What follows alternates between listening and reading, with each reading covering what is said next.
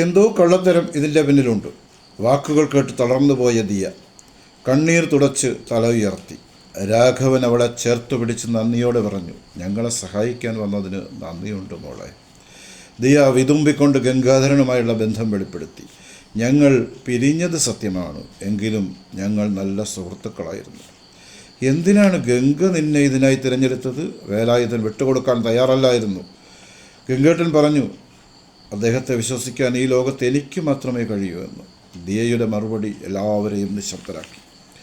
Locker തുറക്കാൻ വേണ്ട വിവരങ്ങൾ എൻ്റെ കൈവശമുണ്ട്. എപ്പോൾ വേണമെങ്കിലും ലോക്കർ തുറക്കാം. എൻ്റെ ഒപ്പിന് മാത്രമേ അത് സാധിക്കൂ, ദിയ ഉറച്ച സ്വരത്തിൽ പറഞ്ഞു.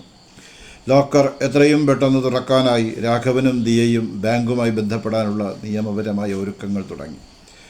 ഇതിനിടയിൽ അച്ഛൻ്റെ മുറി വൃത്തിയാക്കുന്നതിനിടയിൽ വേലായുധൻ്റെ ഭാര്യയായ കാർത്തിക അലമാരയുടെ മുകളിൽ പൊടി പിടിച്ച ഒരു പഴയ ഡയറി കണ്ടെടുത്തു. ആരും ശ്രദ്ധിക്കാതിരുന്ന ഡയറിയായിരുന്നു. കാർത്തിക അത് വേലായുധനെ ഏൽപ്പിക്കാതെ രഹസ്യമായി തുറന്നു വായിച്ചു.